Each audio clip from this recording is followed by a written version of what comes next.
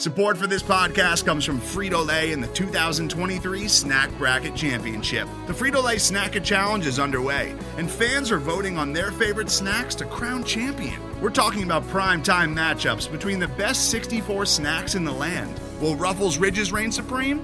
Can Doritos defend their dynasty? Or will Smart Food use their smarts for a surprise upset? Only you can decide. Get in on all the action for a chance to win up to $1,000 or a year's worth of snacks. Let your snacks be heard. Just go to fritolaysnacket.sbnation.com to vote and enter for a chance to win. No purchase necessary. Sweepstakes ends April 3rd, 2023. Void where prohibited. Year's worth of snacks awarded in the form of 52 coupons, each good for one bag of chips. See official rules at fritolaysnacket.sbnation.com. The Black and Gold Banneret Podcast is brought to you by Orlando Homes Express, brokered by eXp Realty, proudly serving Orange, Seminole, and Lake counties. Call 407-790-9957 or visit WeSellOrlando.net.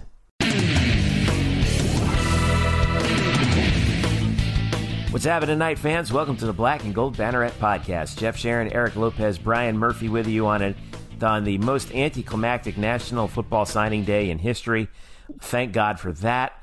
It really was. I mean, like 3 players. Thank God for the early signing period, man. I was busy. Early signing period is now National Signing Day. I know. Let's just do that. Changing. Yeah, let's call this the late signing period, and then that's National Signing Day. It's a big week for UCF sports here at Black and Gold Banneret, blackandgoldbanneret.com. We are the home of the UCF Knights on SB Nation. You can follow us there and at facebook.com/blackandgoldbanneret. And we're all on Twitter, UCF_Banneret, and subscribe to this podcast, by the way, if you don't already. iTunes, Google Play, SoundCloud, Stitcher, TuneIn, wherever fine podcasts are distributed for free. The biggest thing that's going on, by the way, in just a little bit, we will talk about that big thing. The Knights hosting number 12 ranked Houston on Thursday in men's basketball at CFE Arena. Huge game in the American, huge game for UCF's national profile in terms of the chance to get into the tournament, maybe as an at-large if they don't win the conference tournament in Memphis later this year. National TV on CBS Sports Network. So it's so there's a lot going on. We will talk with Sam Raz from one of our friends from the Scott and Holman podcast covering the Houston Cougars. We'll also talk about women's basketball as well as they continue their run and they head on the road for their next few games before they return home to play UConn. And lots more to talk about. I mean, I mentioned National Signing Day, but whatever. We'll get to that later.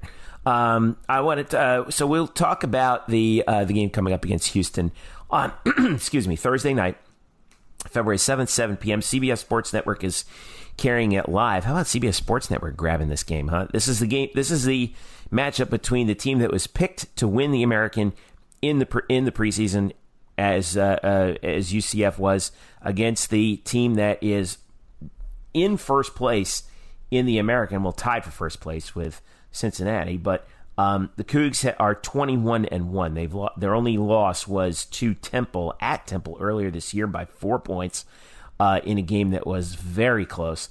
This is, well, here we go, Brian Murphy and Eric Lopez. This is the big challenge for UCF men's basketball, and it starts a brutal month of February that they've got coming up, which we'll talk about in just a little bit. But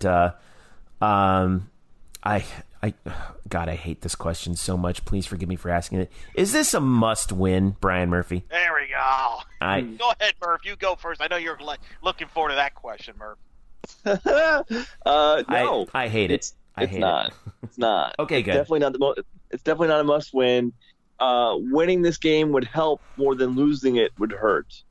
UCF has quite a number of opportunities to get quality wins down the stretch of their schedule with 10 games left before the conference tournament. None probably more so than when they face Houston, one tomorrow at home and then one in early March in Houston.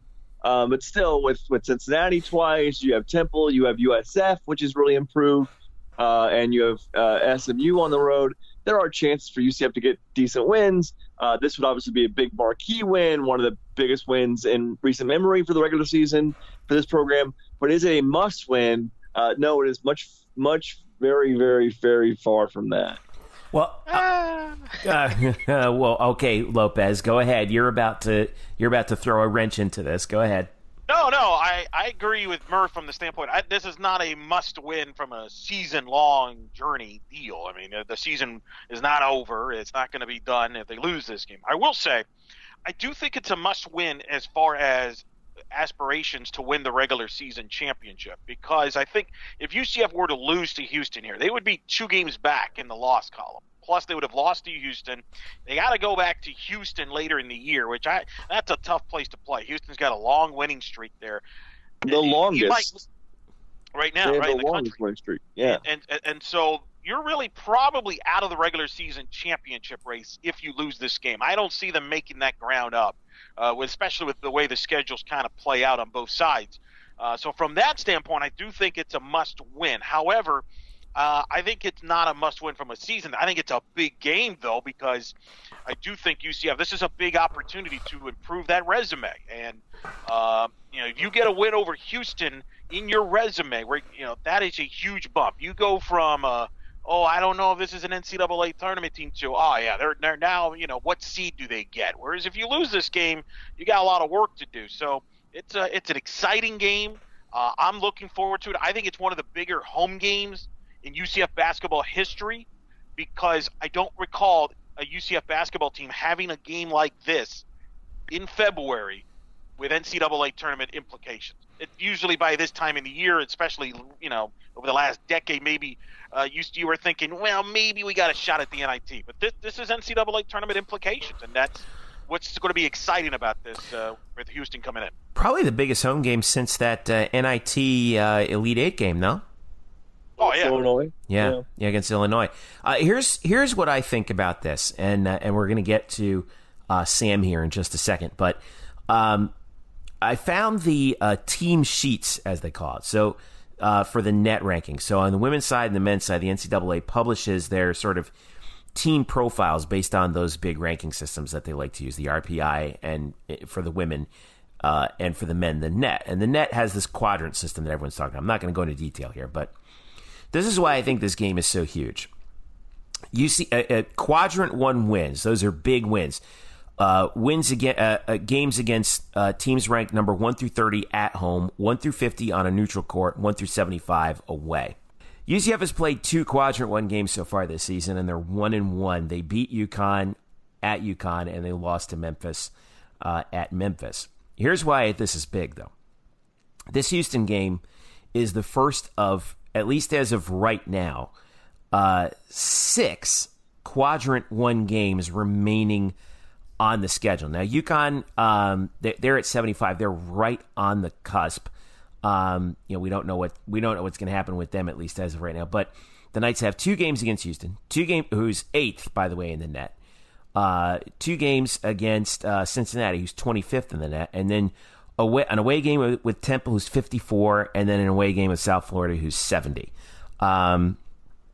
They might lose, and they might lose that win with UConn. I think what happened, Brian? They lost earlier tonight. Is that right?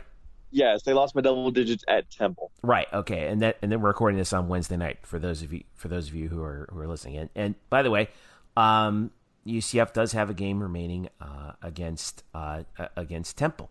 So, and their Temple win earlier was a quadrant 2 game because it was at home against Temple. So this is if you're going to get off to a good start here in this month, where we are going to find out if this team is tournament worthy. You got to protect the home court, because only 2 of these 6 quadrant 1 games are at home. So, in particular, it is, again, like you said, Murph, is it a must win? No, but you'd really, really, really, really, really, really, really, really, really like to have it. No? Yeah, of course. You like to have them all, but you'd like to be a top 15 team. What a shock! I mean, yeah. Yeah, I'm just trying to say. Just real thrilled with it.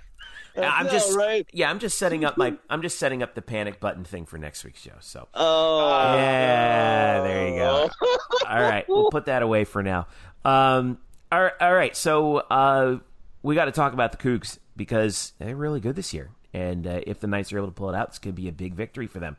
And we reached out to one of our friends on the internets on the Scott and Holman podcast covering University of Houston Cougars. Sam Raz joined us a little bit earlier, and here's our interview with Sam. And joining us now, one of our friends from the Scott and Holman podcast covering the University of Houston, Sam Raz, joins us now to talk about the Cougars and the unreal run that they have had this year in the top 10. They've played themselves basically into being the class of the American. UCF was picked in the preseason to be the number one team in the American, but Houston has simply taken the baton. And, well, let me start you with this, Sam. I think if you ask a lot of casual UCF fans about Houston, they would say, do they still have the guy with the man bun? And the answer is no, they don't. And they have one loss on the season. The Cougs are 21-1, 8-1 in conference. Their only loss was in conference in Temple by 4 points. I'll ask the obvious. At the start of the season, did you guys think that anything like this was possible from the Cougs? I think me and my co-host thought that it was a decent chance that this team could equal last year's team in terms of being a, top 2 or 3 of the league team that goes to the NCAA tournament and is difficult to play against. I thought we were both pretty high on what this team had back. Corey Davis, Armani Brooks, other guys, I'll probably mention at a later point in this interview. But did I think this team was going 21 of their first 22 with the one loss being a fairly close loss? No, I did not. This team has exceeded expectations when I think the fan base writ large, and certainly myself, had high expectations. It's been an incredible year, suffice to say, so far. How have they managed to do it? Like, what has been working for this team this year to get them to this point? I think it's twofold. It's defense and also the fact that this is a very balanced team that has lots of good scores. The defense, I think the team returned their best 2 on-ball defenders, Corey Davis, the shooting guard, and Galen Robinson. They're guys who aren't very tall. I think both of them are just barely above 6 foot, but they both are just incredible. They're the 2 guys that you're going to have on the best play. I'm sure it's going to be Corey Davis on BJ Taylor on Thursday night. I'm very excited for it. I'm not saying Corey's going to shut him down or anything like that. I'm just very excited to see 2 very good guards go mano a mano. And just really, unless you're a good defender and someone who works very hard on that on the floor, you're not going to play for a Kelvin Sampson team. He's very much emphasized defense and effort, and that, Rob Gray was great. You mentioned him at the jump, at the man bun. Rob Gray is one of my 2 or 3 favorite U of H athletes, but there have been times the last couple of years when, when guys, the shots aren't falling, kind of go to Rob Gray and hope that Rob Gray bails the team out. Our tournament win over San Diego State, everyone played pretty terribly offensively, except for Rob Gray, who had just about 40 points, and that's not this year's team. You have Corey Davis stepping up some games. You have Armani Brooks stepping up some games. Nate Hinton, a top 100 freshman, probably Kelvin Sampson's biggest recruit to date, has been really good at times. Dead Alley, Breon Brady, the big man. It's been so many guys have shown the ability to step up on this team that this isn't the Corey Davis and Armani Brooks team. This is a team with 7 or 8 guys really on any given night who can, kind of carry the load when other guys, aren't having their best nights, as basketball teams are wont to do. No one certainly in this league is that kind of consistent performer. Sam, UCF has had a lot of problems rebounding this year. Conversely, though, Houston, one of the best rebounding teams in the nation, and I think it's summed up perfectly by something Greg Marshall, the head coach at Wichita State, said a few weeks ago. He said, watching Houston rebound is like they're going after a sandwich and they haven't eaten in a week. So can you talk about how this team rebounds, sort of the collective ferocity in which they rebound with, and what kind of challenge sort of awaits UCF on the glass on Thursday? I think what makes this Houston team so unique is it's not just the bigs that are great rebounders. It's 1 through 10 basically in terms of rotation guys. I think it summed up pretty well our last win over Temple. Dejan Giroux, a shooting guard, probably our first guard off the bench, had 12 rebounds against Temple. So, I mean, that tells you every single guy on the floor is taking rebounding seriously. They practice it really hard. I know at times Kelvin Sampson will put something over the rim so every shot goes out, so they constantly practice rebounding. It's really something from the word go here. We heard, stories about the cone around the rim and just the intensity at which Kelvin Sampson demanded they practice rebounding really from his first year before this team got excellent at it. It was last year, year 4, when we really started to see that pay dividends. And it's part of the culture of this team, just rebounding. And you're not going to, kind of like I said, you're not going to get on the floor if you don't give effort on the defensive end and all that. You're not going to get on the floor if you're someone who just kind of takes off rebounding. And it's not a height thing either, because there's really only one rotation guy in this Cougar team that's above 6'8", Chris Harris, who's still probably, the third choice big man in this team when it's all said and done. So it's got to come from all 5 positions. And it's what gives me the greatest hope, because I think UCF is going to be a very tough team in Orlando. It's this team's ability to do that makes me think, that they can make a game out of it, I think. Well, I got the lighter question. My question, Kelvin Sampson, who we'll talk about here on a lighter note. Me and Brian Murphy were in many near Houston benches during the American Conference Championship last year at the Amway Center. And our favorite parts, and we're looking forward to this on Thursday night, is how long before Coach Sampson takes off the jacket. I was curious, is that a thing that is looked at over there? Has that been covered? And do we have an average time length on the jacket? Do we have any theories on that? I would say about the midway point between tip-off and the first media timeout, you can expect him to take the jacket off. If a U of H player throws the ball into the stands or something like that, you can expect it quicker. I don't know if you guys know this. I thought the direction I thought you were going in was the tie. The tie. Yeah. Usually after a younger player on the Houston team does something boneheaded, the tie comes off. And that actually earned him a technical in Philly against Temple, much to the surprise of all in the Houston fan base and coaching staff. So it's a good point about the tie. That's a good point about the tie. We did forget Murph at that tie, because sometimes he did both at the same time. Sometimes he just let one of them go last year in the championship. So you're right. He's got a lot of different maneuvers he can go to. If it's a good night, and I'm not saying it is or isn't going to be a good night, the tie is going to be on at the end of regulation. Although, and given the challenges that UCF poses, I would be surprised. Okay, so objective number 1 is keep Kelvin Sampson dressed. All right, got it. Yeah, that's important. But can you talk about the job he's done there? I mean, everybody knows about the great tradition with Hakeem Olajuwon and Clyde Drexler and Guy Lewis in the early 80s, Elvin Hayes, who's a radio analyst, obviously in the great success they even had prior to that. But, outside of some decent years from Tom Pender there, the program hasn't been what it was in the 80s, and certainly Coach Sampson's got him to number 12 ranked. If fans over there bought in, I know it's a tough town. I've gone there every other year. I love Houston, but you got the Texans, you've got the Rockets, you got the Astros, obviously in their success, and even obviously with Houston football and everything like that. Have people bought in there? Are they all in now on Coach Sampson there? What has that been like since he's taken over?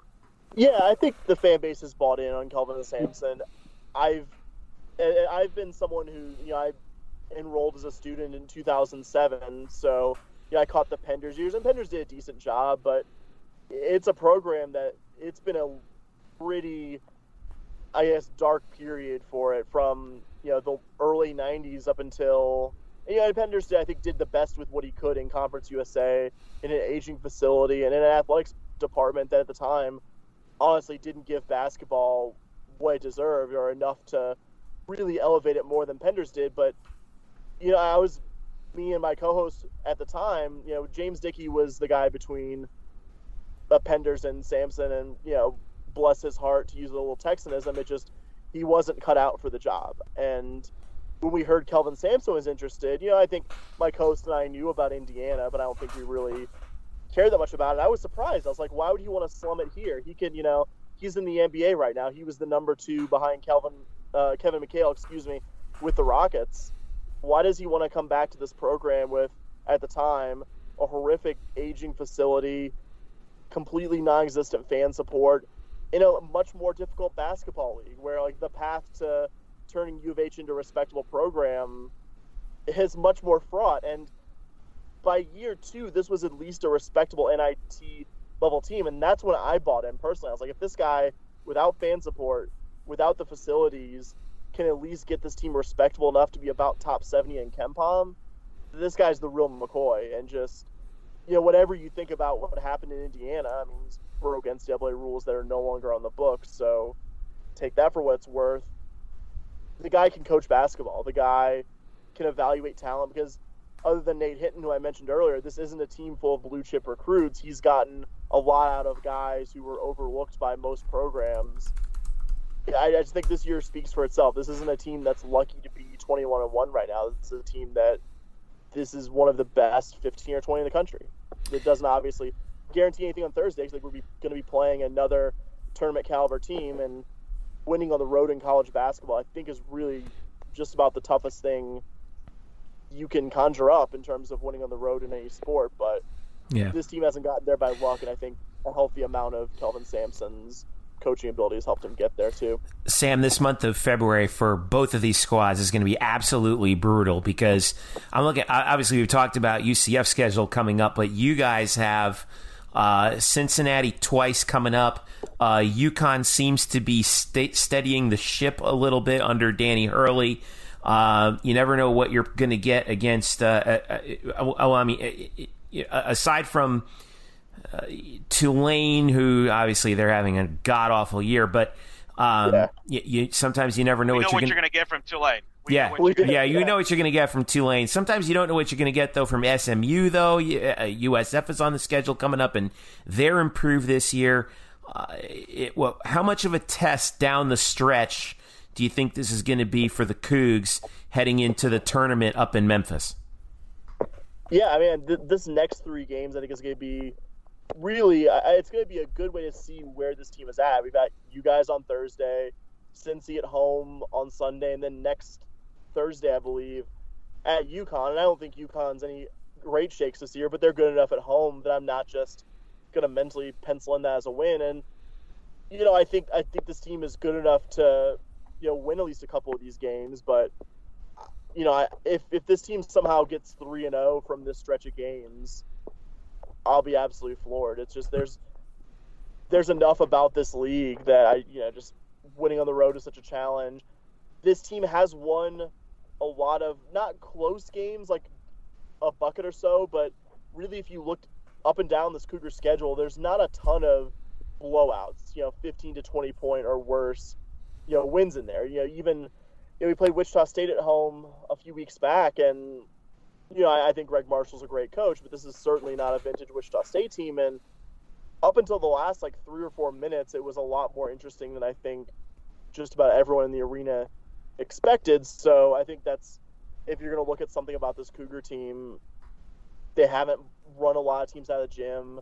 I think they're a little bit less offensively explosive without someone like Rob Gray, although I think it's a better defensive team. So I think for better or for worse, we'll know a lot more about this team after this month, certainly, and next 3 games, I think, more specifically. Yeah, I was looking at the net too before we hopped on, and Houston has 3 3 quadrant 1 games under their belt. They're 2-1.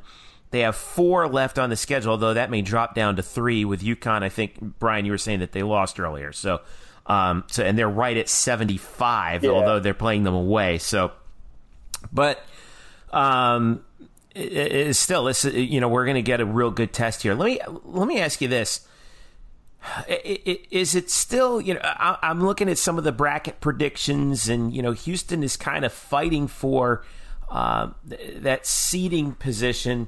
I'm trying to pull up bracket matrix right now to actually pull up exactly where they are. But, when you start looking ahead to March, they're thinking Houston's probably going to be a low 3 seed. Does that sound about right to you, or do you think that they could move up based on the results that we see the rest of it. Let's say that, let's say they go ahead and win out, or not win out, but let's say they win the conference tournament as they will likely be expected to do. Could they have a shot at a 1 seed possibly? I don't think so with a 1 seed. I do think if this team, including conference tournament, is able to get to, let's say, like 31, 32 wins after we're done with the AAC tournament, probably I think have to win the AAC tournament. I think this team could be a 2 seed, but 1 seed, I think it's not maybe impossible, but a lot of things would have to break a certain direction for that to happen. A lot of those teams that are currently occupying the 1 slot would have to lose or something like that. So I think only the most far-fetched scenarios is this a 1 seed. I think 2 seed possibly, but gun to my head right now, if I wanted to guess where this team is going to be seed-wise, I would say it'd be a 3 seed come Selection Sunday. And this Saturday is the first unveiling of at least the top 16, 4 in each region, the first look at the bracket. Yeah. And you would expect that Houston would certainly be part of that first 16 this weekend. You would expect so, but I've given up trying to predict the committee. So it wouldn't totally for me if it wasn't the case. You guys are like us. You're like, oh man, it's just I never put anything past him. Yeah, no, it's definitely right. But you got to play games. At the end of the day, it kind of takes care of itself. I want to ask you about. I know the Fertitta Center has been renovated. I want you to talk about that because it looks beautiful on TV. I've talked to people over there. The atmosphere is electric. Obviously, it's become a tremendous home court advantage. I'm curious about the school's commitment to the program. Obviously, it's been well documented. The Dana Holgerson situation there, how he got to Houston and the money where it came from and the investment they've made on Holgerson and on football. Do you see something like that with basketball? With Coach Sampson and the basketball commitment, or could that be an issue here? Because Sampson, with the success he's doing in Houston, is probably going to be a hot name that's going to be talked about elsewhere in the offseason.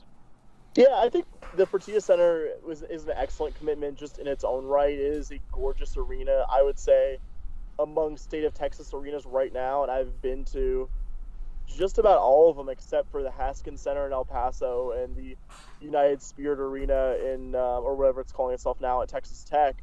I've been to just about every Division I facility in the state, and this is 100% the nicest one.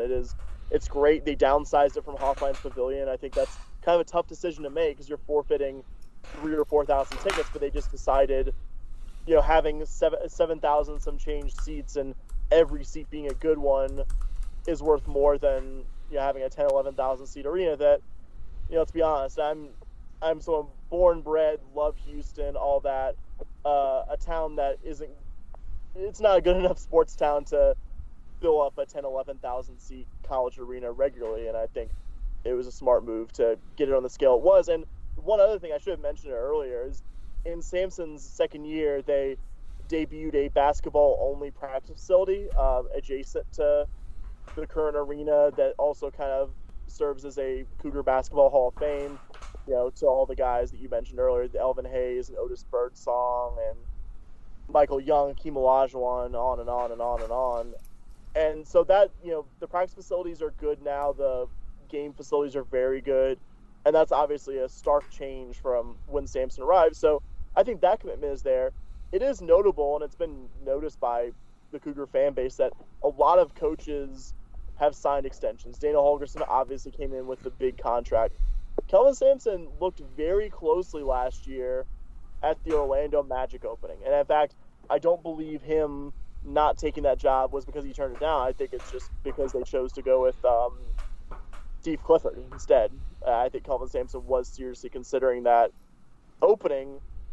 I think his baggage is actually sort of a blessing in this case for U of H, because I think incorrectly some programs will look at Sampson, but they'll look at, it didn't end well at Indiana, and he did have sanctions at Oklahoma.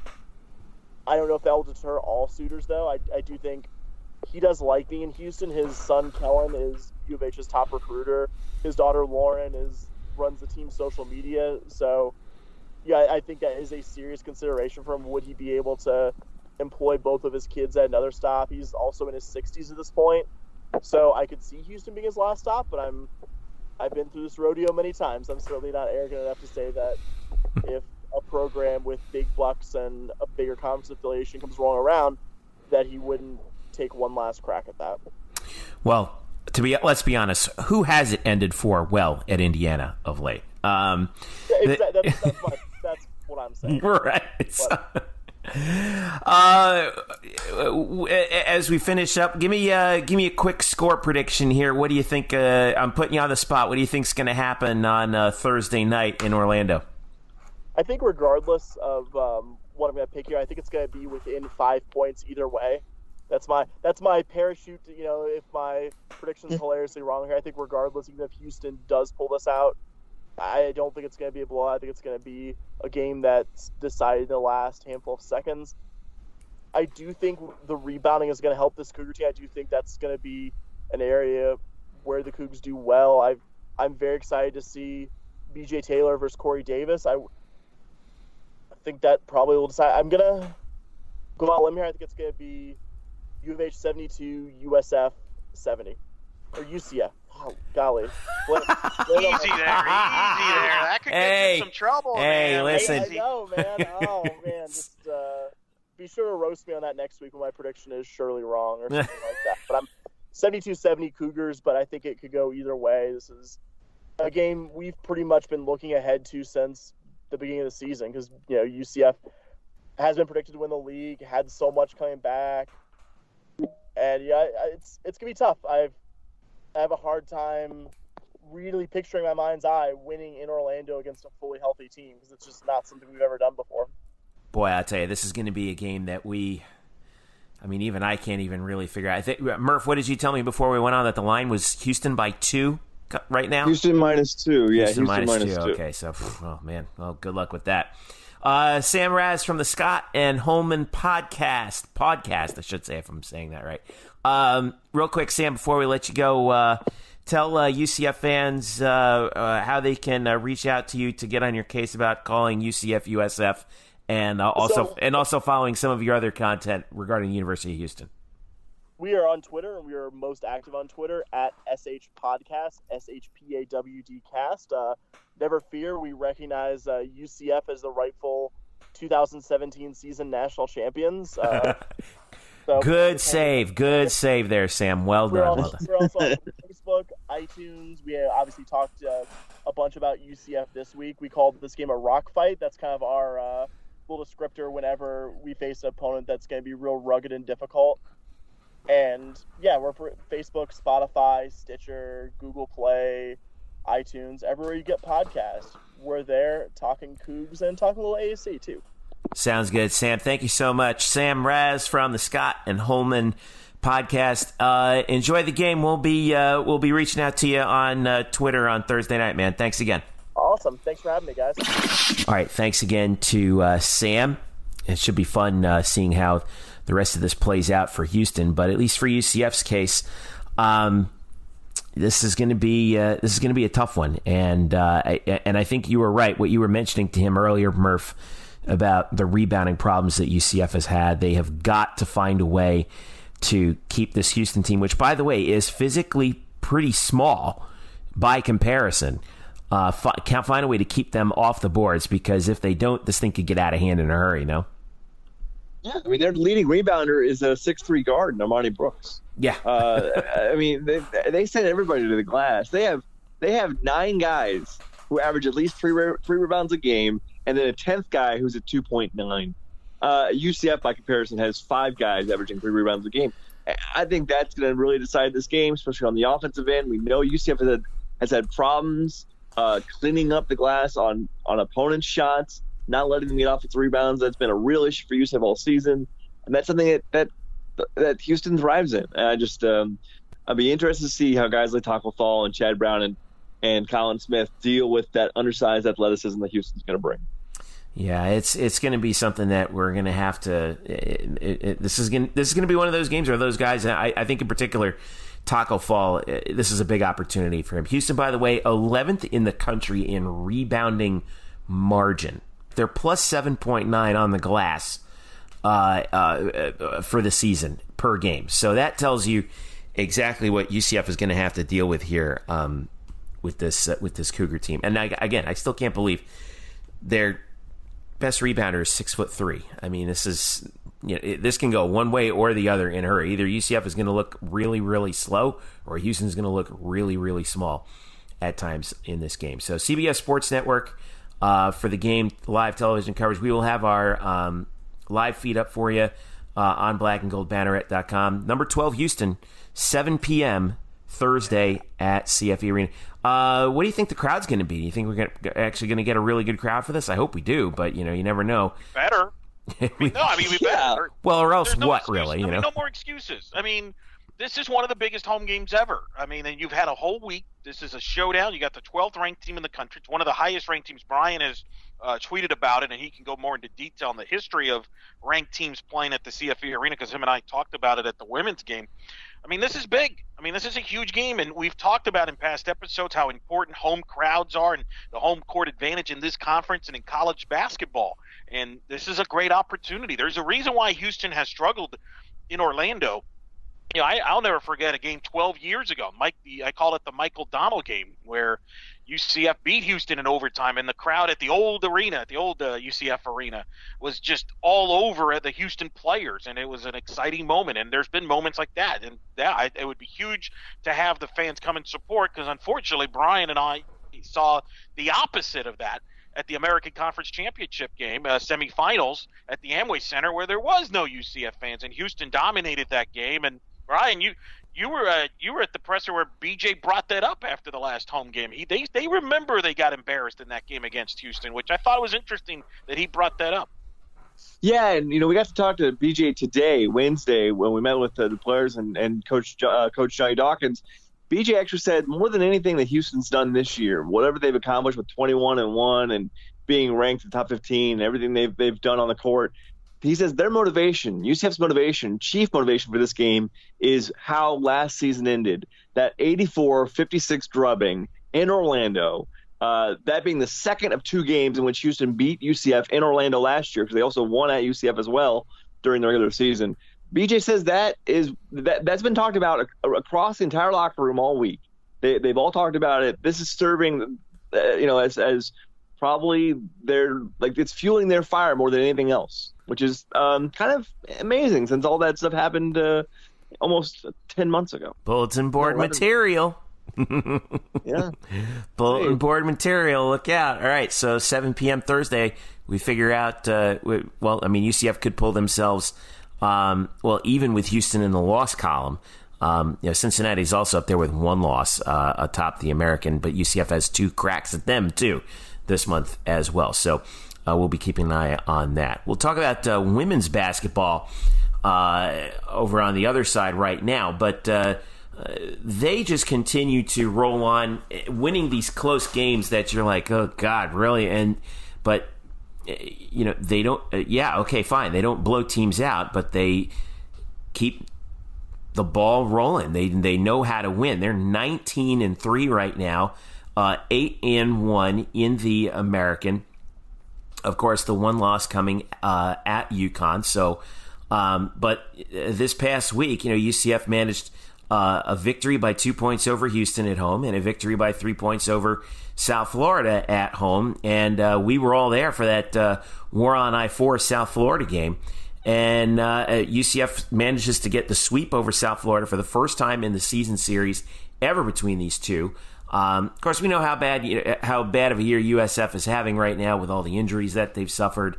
But still, the pace of the game that they played was really something. UCF, they actually were keeping UCF at bay there for a little while before the Knights managed to make a little bit of a rally in the fourth to try and extend their to try and keep the Bulls basically at bay. The Knights were actually up by double digits in this game in the third before South Florida started coming back. KK Wright had 22 points, 15 points also for Kayla Thigpen, who is, I think, moved nicely into a starting role for the Knights after she was coming off the bench for quite a bit.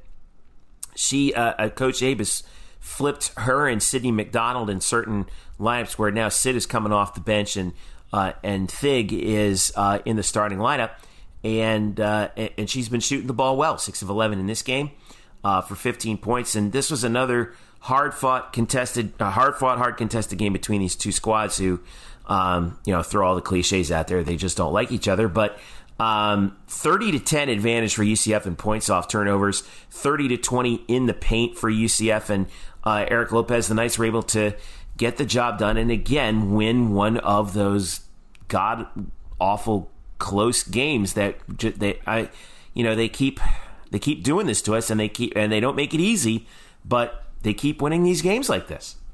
There's no such thing as god-awful close games. They're fun games. When you get them the wins. And look, that's a battle. That's a rivalry game. And you throw everything out the window, records, injuries. I mean, this was an intense game. I thought it was fascinating. USF shot 48% in the first half from the floor, 5 of 8 from the three-point line. In the second half, USF only shot 9 of 31. UCF kind of contained them, 3 of 11 from the three-point line, and that's USF's game. They like to play outside game, try to put the up-tempo game. But I thought KK Wright, who had been playing at a high level in the last couple of games, really came out aggressive and was dominant. And really it set the tone for the offense. I thought UCF offensively played great. I mean, that was the thing. 47% from the floor, quality shots. And you mentioned it. Their defense came on there. At the end there, took away the USF three-point line there, forcing a couple of turnovers.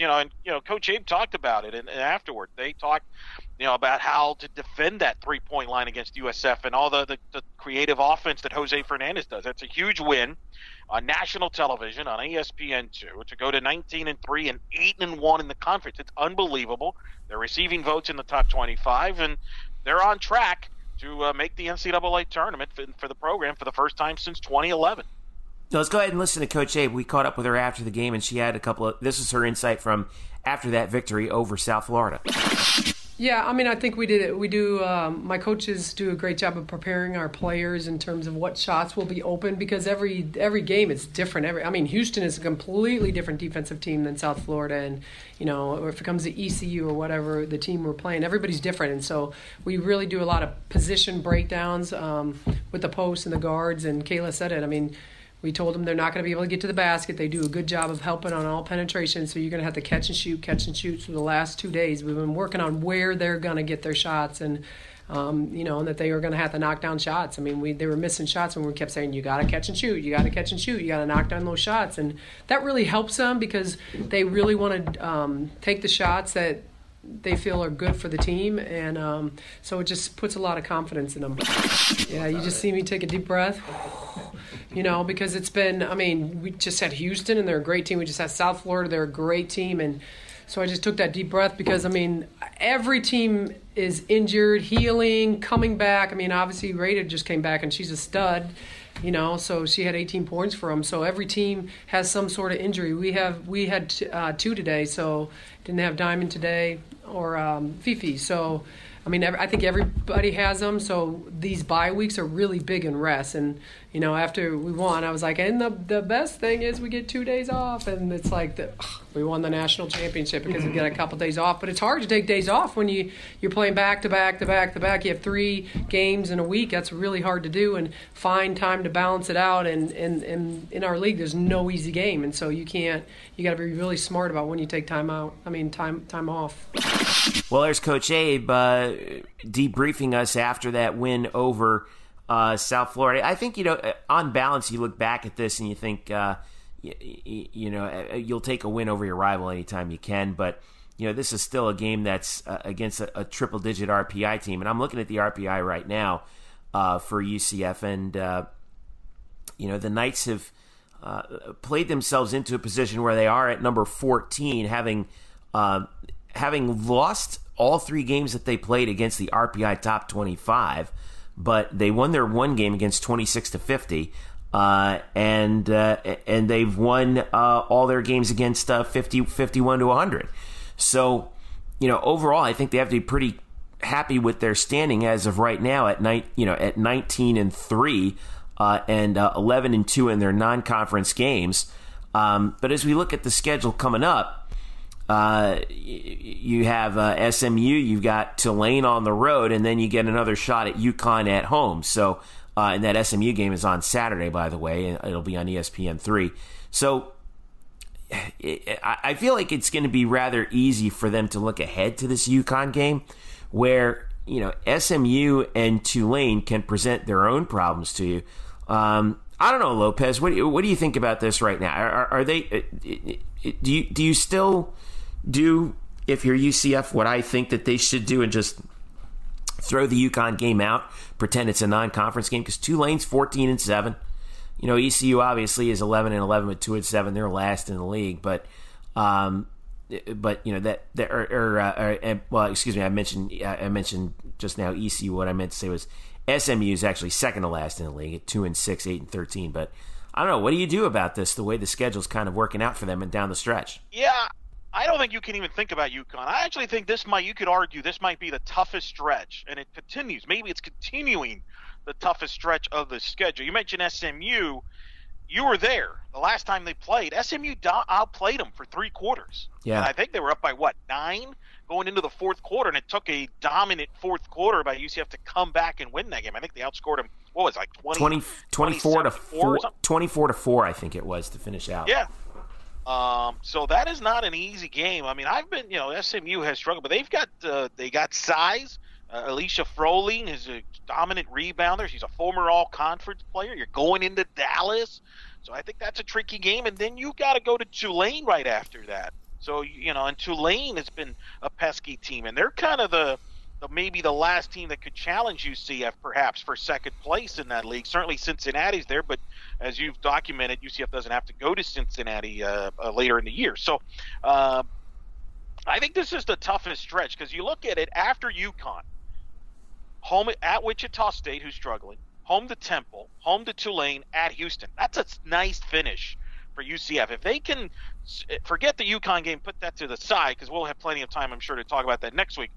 SMU and Tulane is big. If you can get through these 2 road games, I think you're in great shape to lock up that 2 spot in the American Conference, and more importantly, really secure that spot at large for the NCAA tournament. You also obviously avoid UConn in the American Conference Championship tournament until the final in that scenario. So I think this is a critical 2-game stretch here on the road for this team if they can get through these 2 games on the road unscathed and go into UConn with just the 1 conference loss. I think they're in great shape the rest of the way to lock up the 2 spot. I think you're exactly right, and I'm glad you made that point about the conference tournament coming up, because if you can secure that 2 seed, right now the Knights have a 2-game advantage over Cincinnati for that number 2 spot in the conference. UCF is 8-1, Cincy's 6-3, and then behind them is Houston at 5-4, and then you kind of have they're in that cluster of like 5-4, 4-4, 4-5 with 3 other teams, Memphis, Tulane, and Temple. So this could be key for UCF to just kind of stiff arm these teams a little bit as they head down the stretch. And I think that's going to be really important for Coach Abe and the Knights, especially, like you said, Eric, if they're not going to win the conference title. Not saying there's no chance for them to do it, but it's going to be very difficult. And again, the tournament is up in Connecticut. At the Mohegan Sun Arena. At the very least, you can polish off the rest of your resume well enough to secure an at-large bid. And then, hey, if you get a crack at the Huskies in the conference championship game, why the heck not, right? So, well, look, and here's the thing. If you get to that final against UConn, you could scoff and say they don't have a chance, but it'll be on national television, which is more exposure for this program, and that's something that I'm going to write about on Black Gold Banneret eventually. I'm still waiting on some information from ESPN on this. I mean, this team just came off playing on ESPN2 the last 2 weeks. Yeah. They're getting more exposure. This television schedule this year from the American, UCF's benefited from, and that's success. That tells you the respect and the success that they've had under Coach Abe. But they're getting more exposure than they ever have before. You and I were talking about this at the post game, Jeff. After the game, I was talking to Megan Herbert, the great media relations at women's basketball. I mean, we couldn't come up right with like when was the last time they were on ESPN or ESPN2 this frequently? Like we probably had to go back to the NCAA tournament game when there was regional coverage on the Deuce, maybe in 2011. I mean, this is. And that's huge from recruiting, exposure. It's significant for this program, and Coach Abe getting interviewed and. Who to me is a rising star in this industry. I mean, I don't know if we've appreciated, Jeff, the job that she's done here. Think about what she's done since she's arrived here. they've been a postseason basketball program. 2 WNITs, and on track to make the NCAAs. Unbelievable against some people's odds. Never thought would happen.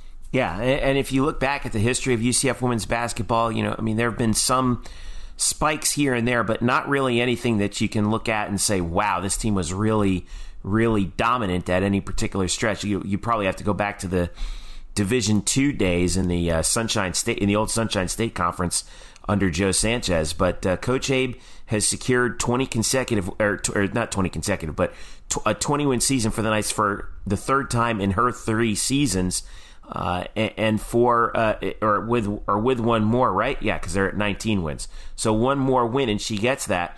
And it would be the first time that UCF has won 20 games in 3 straight years in women's basketball since 1982-83 through 1984-85. So that gives you an indication of how far this program has come under her. People are starting to come out to the games. There was a great crowd in the Houston game. I know there was the bobblehead and Nugget and all that, but I thought the South Florida game, I've been to a few of those South Florida. I thought that was a really good crowd and very pro-UCF crowd. And, USF brought in their loyal fans as well, but that was a very energetic crowd. And, we'll see and I expect, obviously, their biggest crowd coming up with UConn, with a lot of UConn fans. But that's, there's some, I think people are catching on a little bit, and it's an exciting time for the women's basketball program. I'm not sure there's a better time ever, this program. And you documented very well the success they've had in patches and conference tournament runs. And with respect to all those runs and those players and coaches, they've done that. I don't know if you've seen if there has been a better time for UCF women's basketball over a 3-year run that we have just witnessed.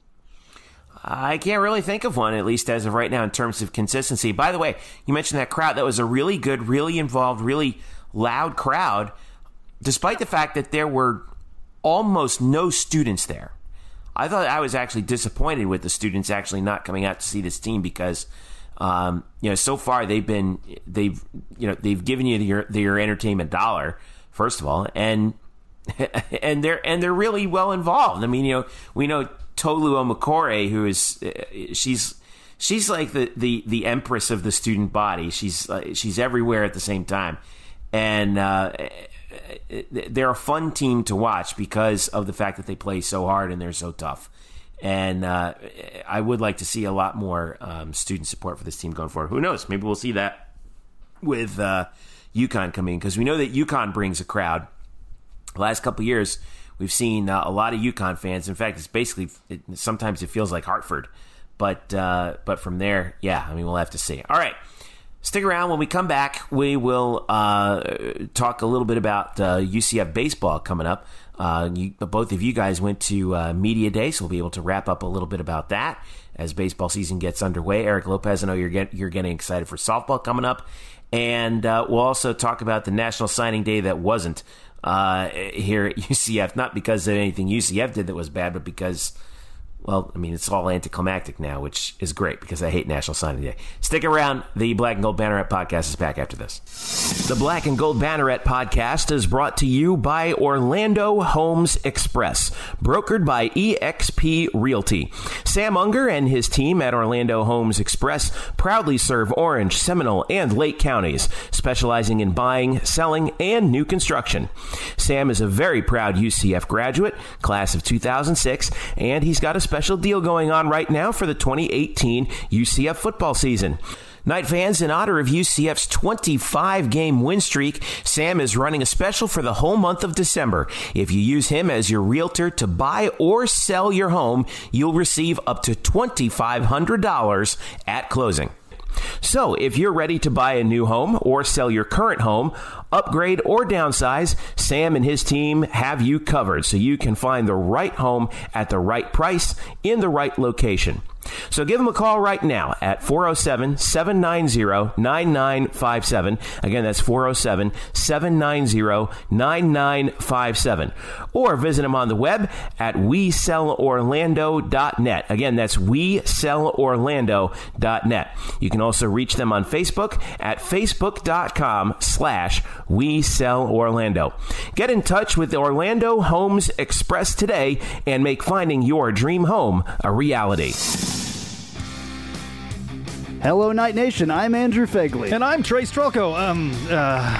Where are we? This isn't our usual spot. It looks like we've landed in the Black and Gold Banneret Podcast. Oh, yeah. I've heard of those guys. You know, Nightline has UCF sports covered. Week in and week out, we bring you interviews with newsmakers and in-depth analysis of UCF sports. Subscribe to our weekly podcast on iTunes, SoundCloud, Stitcher, or wherever you get your podcasts. Be sure to subscribe to Nightline on YouTube, like us on Facebook, and follow us on Twitter at UCF_Nightline. Trace, can we go back to the 1148 studios now and start working on our next all-new Nightline? How do we get out of here? Go Knights! Charge on.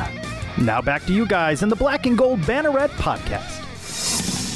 Welcome back to the show. Jeff Sharon, Eric Lopez, Brian Murphy with you here on the Black and Gold Banneret Podcast. SB Nation's home for UCF sports. blackandgoldbanneret.com. UCF_Banneret on Twitter. Facebook.com/blackandgoldbanneret. Guess what, Brian Murphy? What, Jeff? It is baseball season.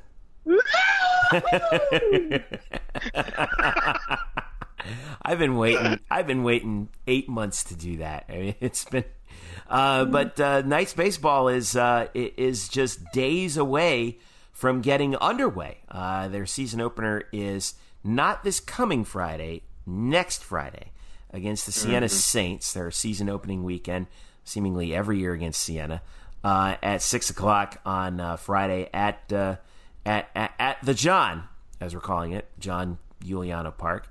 And you guys were at Media Day, Eric and Brian, to talk to a few of the players. And see, after last year, I guess we'll start with this. Like, after last year and the disappointment that UCF faced, Brian, I'll start with you. Did you detect any sort of change in the approach of the players to this season after what has happened? I know Media Day is such a controlled environment; it's hard to say that, but what if anything sticks in those players' craws about last year? For certainly the veterans like your Matthew Mika's, it's just the way the season ended, going 0-2 pretty meekly down there in Lakeland in the conference tournament, basically dashing any hopes they had for an NCAA tournament bid, in which they were one of the last 4 teams out of the tournament. So they win a couple of games there. It's probably a different outlook coming into this season. But they go down, like I said, pretty meekly there, and then so they come back with sort of that serving as motivation. And then I guess I don't know how much you want to buy into this, but after last season, Coach Lovelady talked pretty openly and pretty I'd say candidly with some edge about the fact that there was not a whole lot of leadership on last year's team. And actually, he at one moment last year, I remember this last year at the end of the season, he stopped himself from saying zero leadership and instead decided to go with very little leadership. So he saved face a little bit there. There were just some guys who were more about we got the message anyway. Yeah. There were a lot of guys who wanted to care about their draft stock more than the team's success, and I think that's something that Lovelady, he was asked about it during Media Day about this team's attitude, their chemistry, and a lot of that is really hard to judge before a single pitch has been thrown. But for what it's worth, Greg Lovelady did say that certainly the locker room attitude, the team cohesiveness, the team first mindset is stronger this year than it was last year. We will see if that continues once this team runs into tribulations during the season. But for now, everything is bright and shiny and everything is roses. Let's hear from two of those seniors from last year's team. Matthew Mika. We're going to start with Matthew Mika, and then we're going to go to Jordan Spicer. First, let's start with the guy you mentioned, Brian Murphy, Matthew Mika. All right, we're here with Matthew Mika, and here we go. The 2019 season's here. How you feeling? Wow, I feel Yes, but I feel very old. I'm excited, though. I'm excited for the season to start. Does it feel like it's kind of blown by your time here? Absolutely. I feel like, my first series was literally yesterday. But, that's what makes this so special to me this last year. And I definitely want to go out with a bang, and I want to have a really good season altogether, especially with the team. What's the message you have told the players here? You've been around here as far as this upcoming season's concerned. Have fun, and let everything else take care of itself. What got you to come to UCF? I did a lot of studying before I committed here. The coaches were a big thing at the time. I thought UCF, first of all, the campus is beautiful, absolutely beautiful. And, I thought this was the perfect fit for me, and I thought this school would be the best,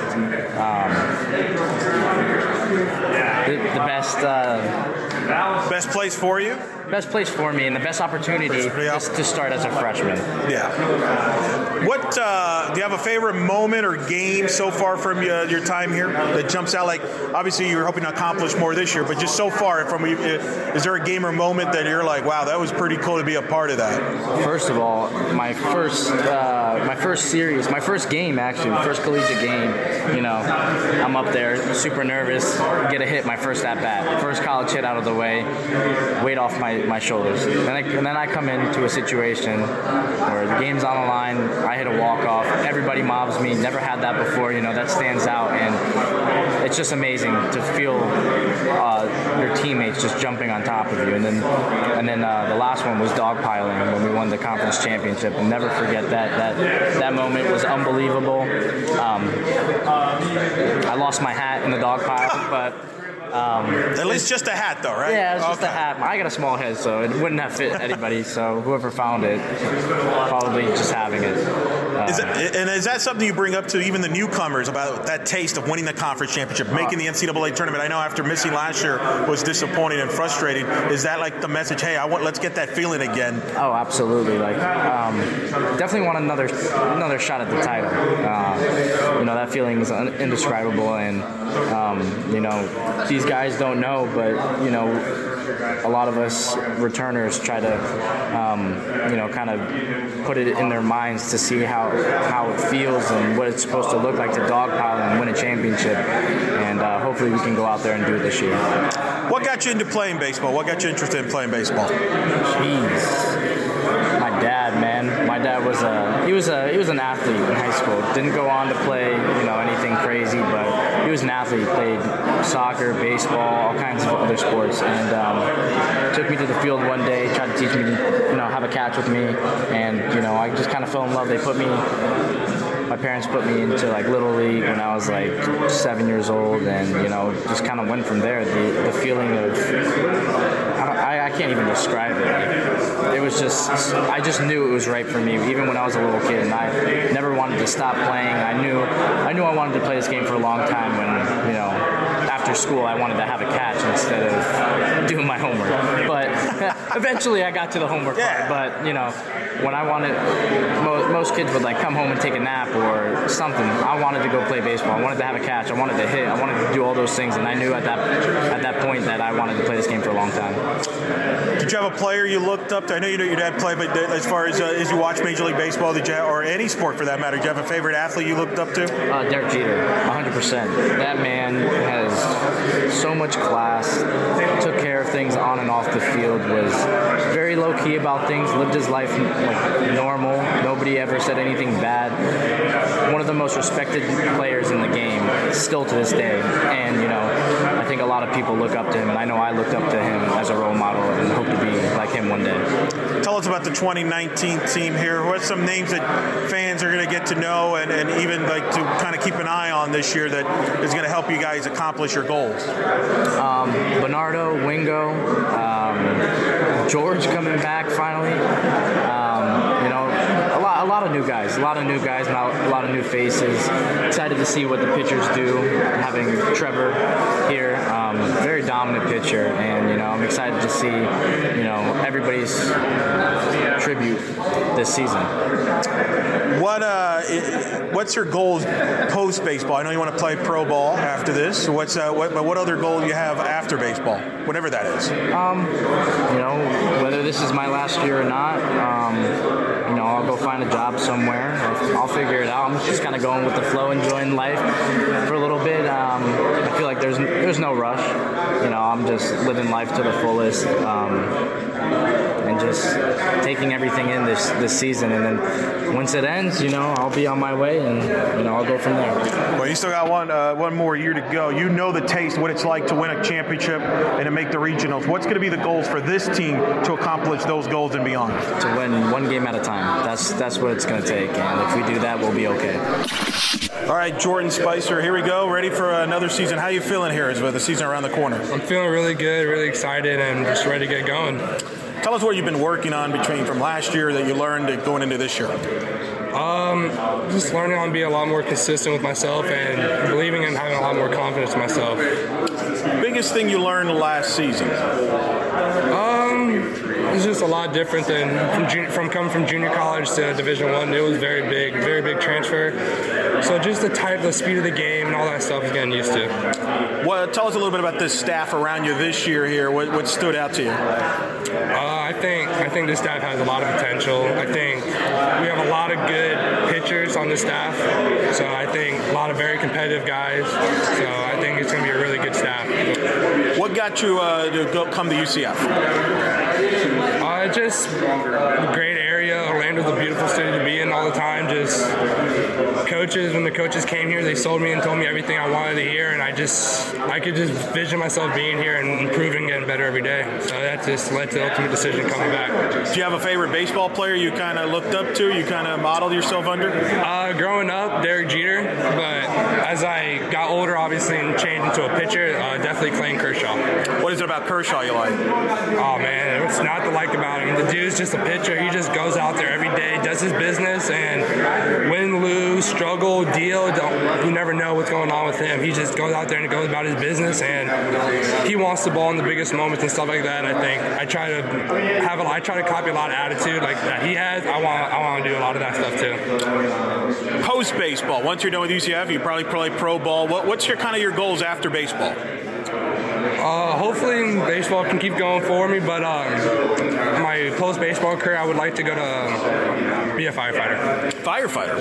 What's your interest in being a firefighter? I know a lot of people used to be firefighters and stuff like that, but most importantly, it's like the team aspect and still being on the team, still having brothers to count on who are counting on you and stuff like that. So that's a big deal for me, and I think it'd be pretty cool. Last question. Going into this season, what's going to be the keys for you to be successful and for the team to be successful this year and accomplish any internal goals you have? Me personally, I feel like my biggest keys are just staying consistent and just being myself, not trying to be too much, not trying to overpower stuff or take too much control. Just relax, be myself, and do what I can do.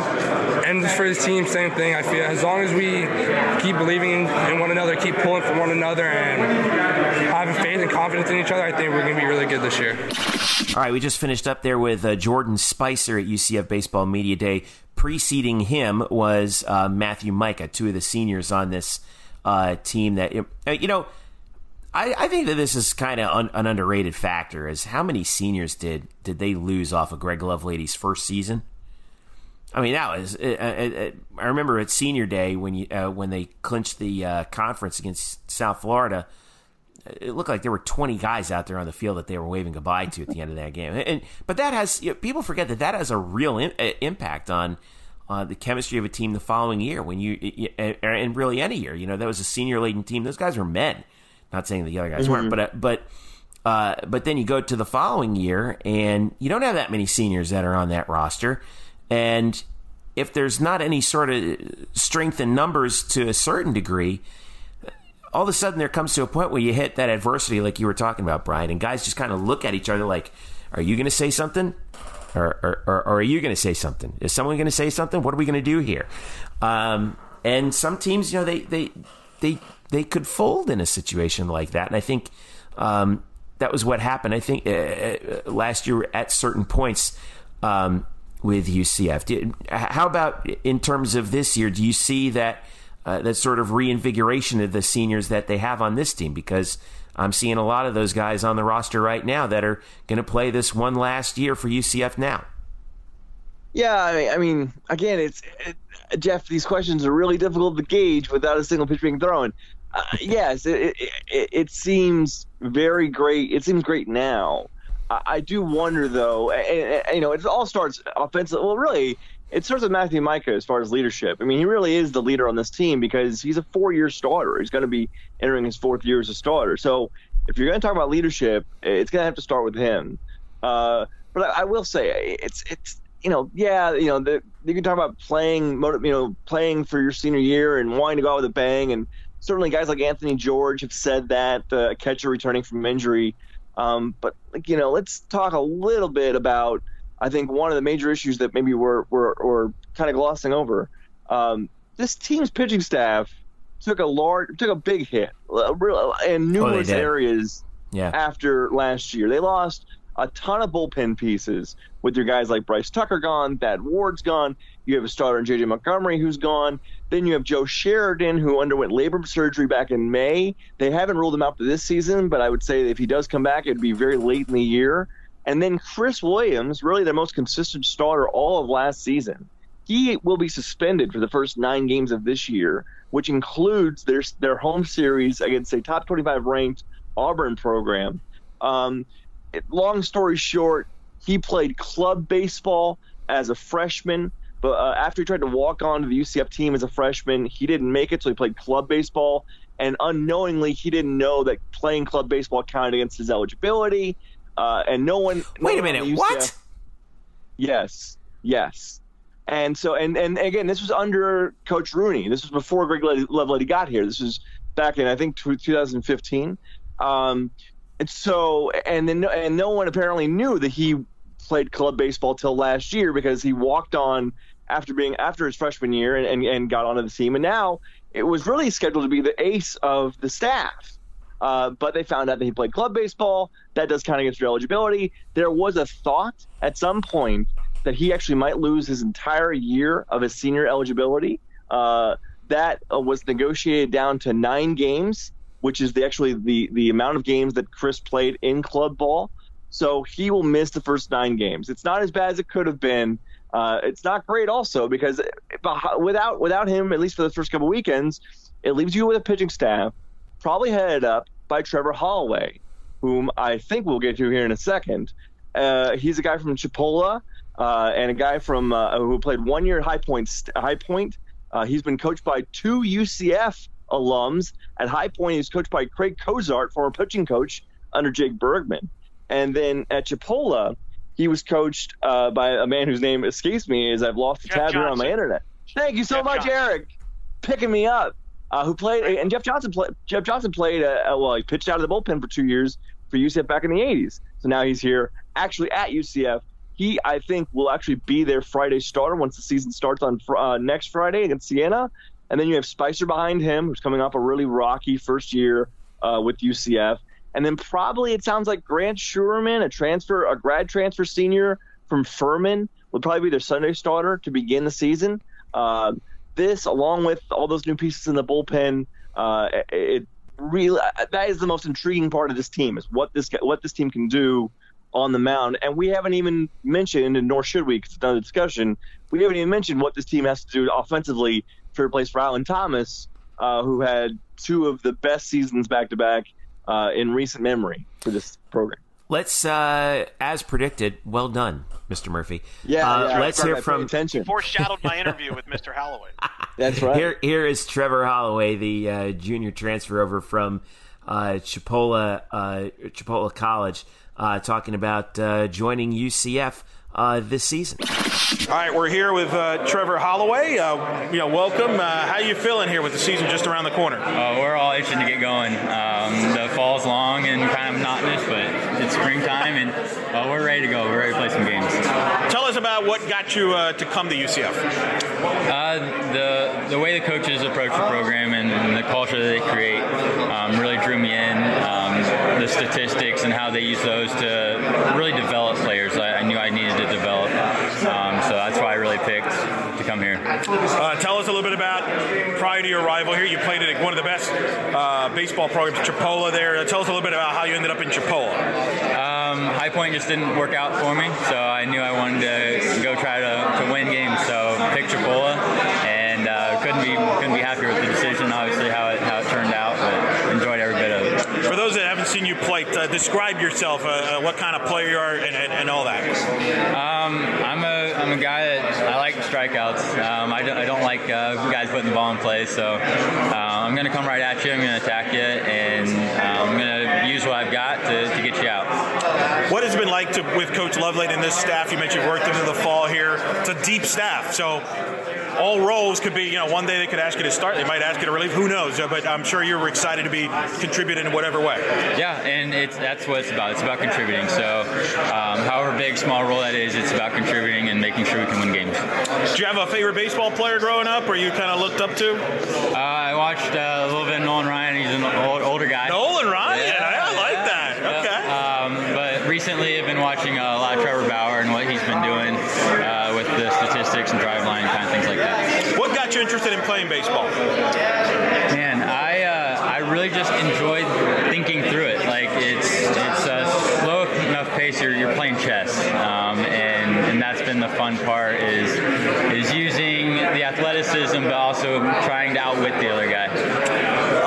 What do you plan on doing post-baseball? I know you have aspirations beyond UCF and playing pro ball, but beyond that, what's kind of your other goals beyond baseball? I'm studying to be a high school teacher, so that's my major. I also have my pilot's license, so hopefully down the road we can be an aviation, do commercial pilot. That's commercial pilot? Commercial. Wow. What got you interested in that? I've always just been interested in it. It's the plane flies over and you look up in the sky and see what's going on. And I've been flying since I was 13 and got my license when I was 17 and just I've stuck with it ever since. That's pretty impressive. That's a pretty good different lifestyles there. Teacher and 100%. Yeah. That's pretty fun. Couple last things. Who's the jokester on the team so far from what you can tell? Oh man. Spice has some pretty good jokes. But we honestly, it's a good atmosphere. We all are able to joke with each other, and even the guys up here, it's good. It's relaxed, it's laid back, and we have fun.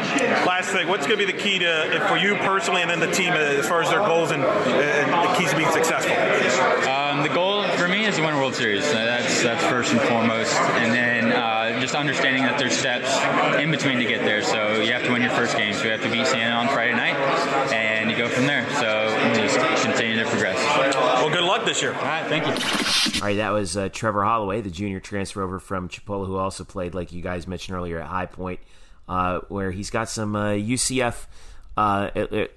He's certainly primed from UCF with having played for two former UCF staff members at his two previous stops. All right, so let's talk about that offense that you were mentioning, Brian Murphy. Rylan Thomas is gone. He's not the only production that's gone, obviously, but he is the biggest chunk of production that's gone from last year's team. There were times I felt like the offense really did carry the Knights at points, even when things were struggling. They kept the bats are what kept UCF in a lot of games that all the way through to the end. But man, Rylan Thomas, like you mentioned last year, 56 games, 343 average, 13 homers to lead the team, 55 runs batted in, which was one shy of the team lead. His 343 led the team by 33 points. He slugged .587. He was 102 points higher in that department than the next closest Knight. He even drew a team high 36 walks. He was nearly a .450 on base percent. I mean, that's mind blowing. Some of these numbers when you take a look at it, and now you got to figure out. This almost feels like is Greg Lovelady playing the part of Billy Bean, sitting in the meeting and figuring out, okay, are we going to have to piece together some offensive production in order to make up for the loss of Rylan Thomas this year? Yeah, I think it'll be interesting to see if this team plays even more small ball, which I think they already played a pretty good amount of with Lovelady before even with Ryland Thomas. They played a pretty good amount of sacrificing guys over and wanting to win on the base paths. Because they just don't have that natural slugger right now. Tyler Osick and Dallas Beaver are probably your two top power bats that we know of right now. There are guys like Griffin Bernardo or Jordan Rathbone who could step in and provide pop. But you're not going to replace Ryland 1-for-1. It's going to have to be a collective effort. I guess fortunately, UCF is returning for the top 5 offensive. If you take Ryland out, they are returning their next 4 best offensive players. Yeah. In Matthew Mika, Dallas Beaver, Tyler Osick, and Ray Alejo. Alejo and Mika will be at the top of the lineup. They'll try to be getting on base and trying to create chaos, as Lovelady calls him. They are his gnats on the base pass, and then they'll try to depend on Beaver and Osick. The comeback of Anthony George, a catcher who's had a really strong fall, and then guys like Bernardo. And Dalton Wingo, a freshman last year who had a lot of swing and miss, but certainly has power potential. There's got to be a lot of guys, past that number 5 spot in the order who we really haven't seen a whole lot of, who are going to be asked to do a lot on an everyday basis now. And, I'm interested to see what this offense can do. But man, again, when you lose just one player of Ryland's caliber, it's really hard to even match that.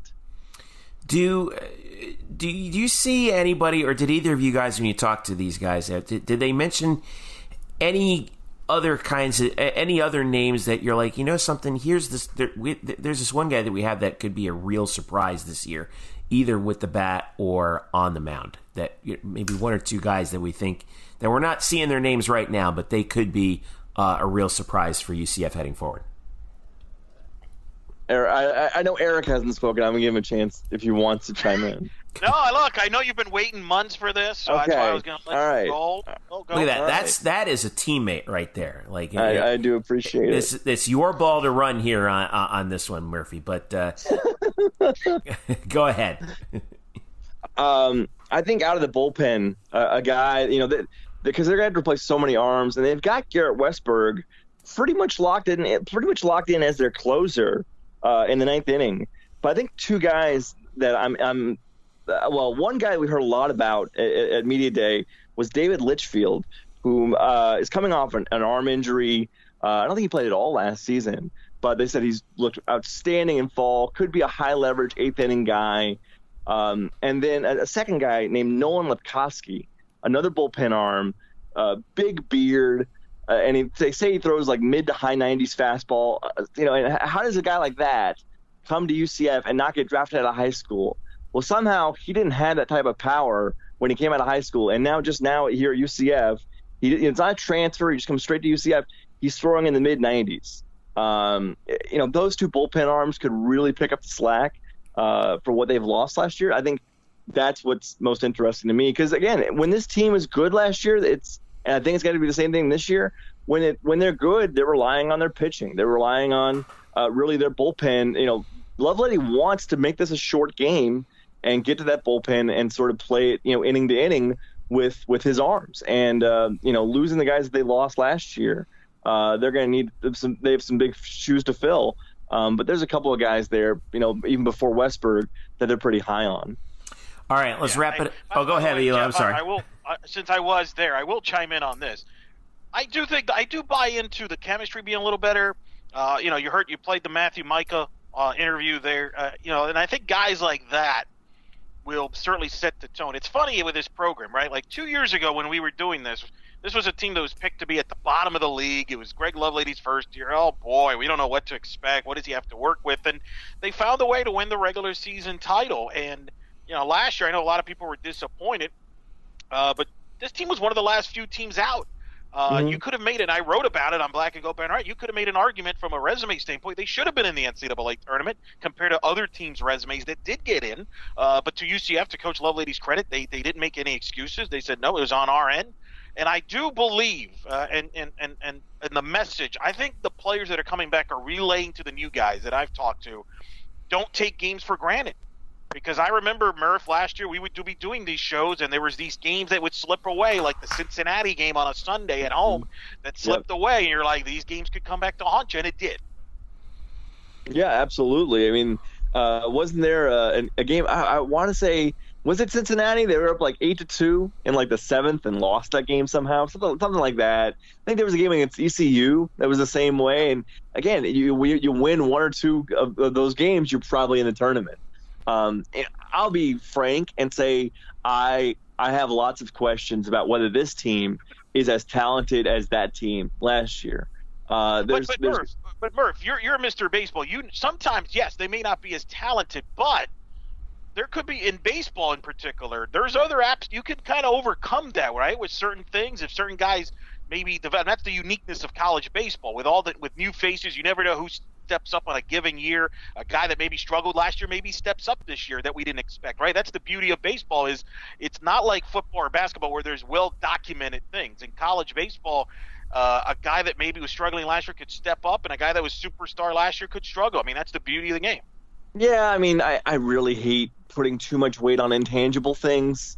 Like chemistry. Like, you're so rational, Murph. I can't stand it. It's great and all, but and again, we have no idea what chemistry means to any team before it starts play. To go and buy the word as if it's gospel that this team is really getting along well, and I'm sure if it is, that's great. But they haven't played. At least. Let me see how they rebound after losing 2 out of 3 at UConn, or losing a bad midweek game to Wagner or something. Give me something. And now it doesn't mean anything. They're not rebounding from anything. So everything is great. Everything is awesome. Everything is cool when you're part of a team. And I'm really looking forward to them actually starting to play next week. The Lego movie reference. Wow. Brian Murphy. I think we got to end it. I think we got to end the baseball segment on that. That's great. Well, I will say that the concern that I had from last year, we saw it after conference play began. UCF won only 2 third games of this any series. Oh, the God, entire yeah. They split. They botched Sundays like it was going out of style. In fairness, last year. Since I'll be the optimist in this group for a change, which is really bizarre. I don't know what's happened to this broadcast, but whatever. Me and Murphy have probably changed personalities. I will point out, the American Conference, top 5 conference in the sport every year. It's one of the best leagues in college baseball. I would say it's the flagship sport in the conference. So let's give some credit where credit is due. It's not easy to just sweep people in baseball in the league. Fair point. I will throw that out. By the way, Murph, I do have a solution for the offense. I don't know what you think of this idea, Murph. There's 2 dynamic hitters in baseball that are, at the time of this recording, not signed in Major League Baseball. Bryce Harper and Manny Machado. Can we look at eligibility and maybe get him to get a semester in there in the lineup? No? Yeah, I wonder if Bryce, War had his eligibility at Southern Nevada. I really wonder if he has a year left. Will he play? I know Bryce was looking for $250 or maybe $350 over 10 years. Will he play for nothing? He might as well. He's not playing for nothing right now. He's not playing. Bold prediction. Will Harper and Machado be signed by first pitch against Siena on Friday night? On the 5th? No. No? All right. No. I would bet the house no, and I'd bet they probably won't sign until probably the week after at the earliest. Mm-hmm. I would not be surprised if they don't sign until March. Okay. Wow. I love it. Old. We got that on record, right, Jeff? All right. It's on. It's recorded. Let me put it to you like this. There is 0.0% chance that Machado and Harper will sign before next Friday. That's man. Oh, just so boy. So I can. It's called a callback. Yep. There you go. That one's for you, James. All right. So UCF baseball 2 weeks away. Well, actually, no. A little bit more than 1 week away from the start. I know, man. Listen, I am sleep deprived, man. It is time and space are in flux. Speaking of time and space being in flux, UCF softball gets underway Thursday across from the Houston basketball game, which I don't know who scheduled that, but UCF softball will play its first ever game for a coach not named Renee Lourdes-Gillespie on Thursday, February 7th at 6 p.m. when they play Ole Miss. It is the head coaching the UCF head coaching debut of Coach Bear, Cindy Ball Malone, and the beginning of a pretty busy tournament for UCF softball, Eric Lopez, with Ole Miss, Minnesota, Ohio State, George Mason, and UNF taking on the Knights. We're going to find out real quick what we have from this coaching staff with Coach Bear and from the UCF softball team. Obviously, if you want to listen to our preview interview with Coach Bear, we have that on a previous episode, which I'll put in the show notes. But here you go, man. It's showtime for this for this team here. Murph wants to see how teams handle games and stuff. He'll get right away answers at softball because you mentioned it. Ole Miss, Minnesota, Ohio State in this field. That's 3 solid NCAA tournament teams. I know Murph is excited about this, that on fastpitchnews.com in my projection, my field of 64 preseason bracketology, I have those 3 teams solidly in. Love it. Murph, that bookmark. Softball Woj, man. Bringing the heat. Well, speaking of softball Woj, one of the bigger national stories is actually going to be taking place at this tournament because as one of the reasons why I was letting Murph go on about UCF baseball, other than the fact that that's been building for months and months and months. I've been texting people because there's a developing story involving Ole Miss. Mike Smith, who is one of the top coaches in college softball, led Ole Miss to the Super Regionals a couple years ago, is suspended this weekend. He is suspended by what the school has said, not meeting the university's expectations for operating the program. That's the quote. That is the most complex suspension reason, and we've seen a lot in our times, haven't we? Not meeting the university's expectations for operating the program. Yeah, and this is Ole Miss we're talking about. Wow, that's a good point. Very, very true. Good point, Jeff. Props. So he's not here. He's not in Orlando, and as a result, former UCF assistant and associate coach at Ole Miss, Ruben Felix, will be the head coach for the Rebels this week. Ruben Felix was a head assistant under Renee Lourdes-Gillespie here at UCF from 2011 to 2014. Helped them win their first regular season American Conference title in 2014, 2 NCAA tournament appearances before he moved on to Ole Miss. Was a name that was rumored for this UCF job in the offseason. Many speculated his interest, perhaps going to a possibility of coming to UCF and things. And Ruben Felix will be coaching Ole Miss against UCF to open the season. As Brian Murphy's I will quote Brian Murphy, sports. Sports does things to people. So this is a busy weekend for UCF where they play 4 consecutive days. They play 2 games on Saturday against George Mason, Ohio State. But Primetime Softball is back at the Friends of Jacqueline tournament at the UCF softball complex for UCF to actually get underway with their softball season. So we'll be keeping an eye on that as well. We'll have one eye on that tomorrow night. We'll have one eye on the basketball game as that rolls on by. A busy Thursday night for UCF sports.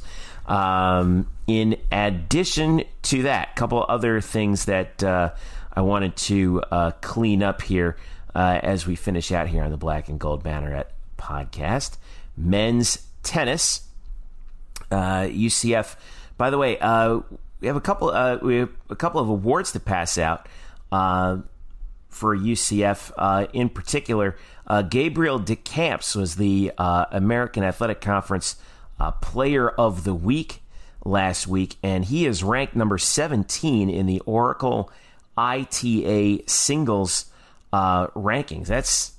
That's pretty impressive when you think about, and you like to talk about it all the time, Eric Lopez, how far college tennis has come in the last few years. And also Alan Rubio has moved into the rankings as well. He's in at number 122 overall in the country. But man, UCF with the number 17 individual player in the country. Got to be pretty impressed with that. Obviously, those rankings move on and on. We know how much coaches, love rankings. But Men's tennis right now, they're off to a pretty difficult start. They did lose to Florida 6-1 on Thursday, January 31st, so they're off to an 0-4 start. But they have Indiana and Michigan coming up on the road, so like a mini Big Ten road trip coming up over the weekend. So we'll have to keep a very close eye on them as they go through.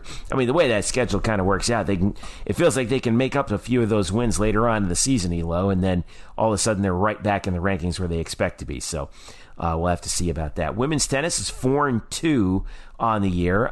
They defeated Baylor on Sunday 6-1 at the USTA Tennis Center. They get ready to head to the National Indoors, the ITA National Indoors this weekend on the 8th through the 11th of February, and then they head to Alabama next Friday at Tuscaloosa for a match with the Crimson Tide, and then they hit Ole Miss on the way back that weekend too. So Brian Kaniko's team is off and running as well.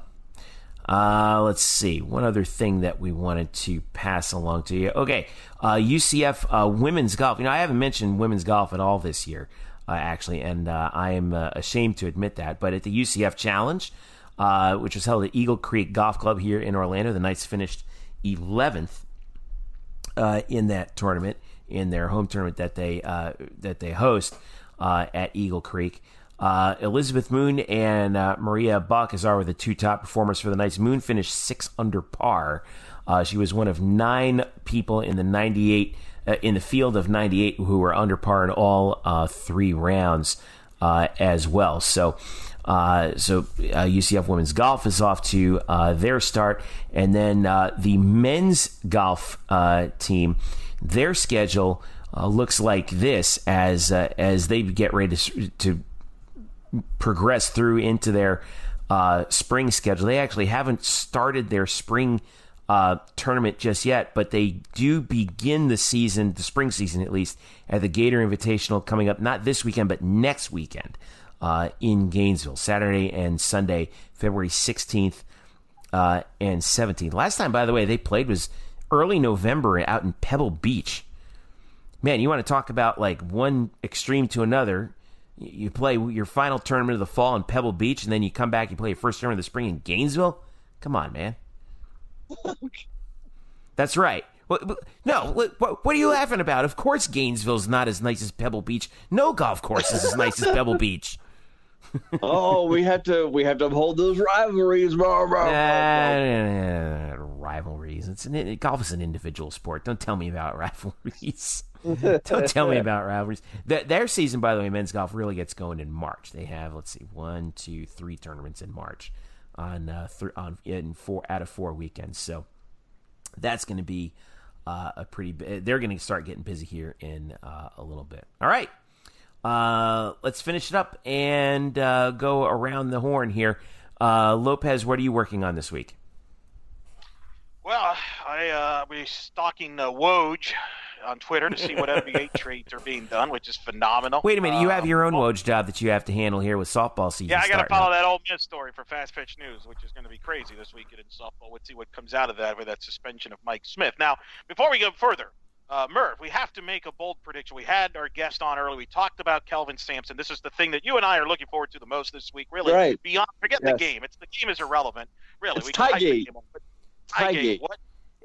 Give me the spread here. What's the? It's the game within the game. Game within the game. Yeah. Give me the prediction. Well, again, I want action on whatever you'll give me. I will take money on this too. When we were at the conference tournament in the Amway, I feel like I forget what game it was, but I feel like Kelvin lost his jacket and tie within the first 5 minutes. It was amazing. I would say both are gone. I'm gonna say both are gone by before the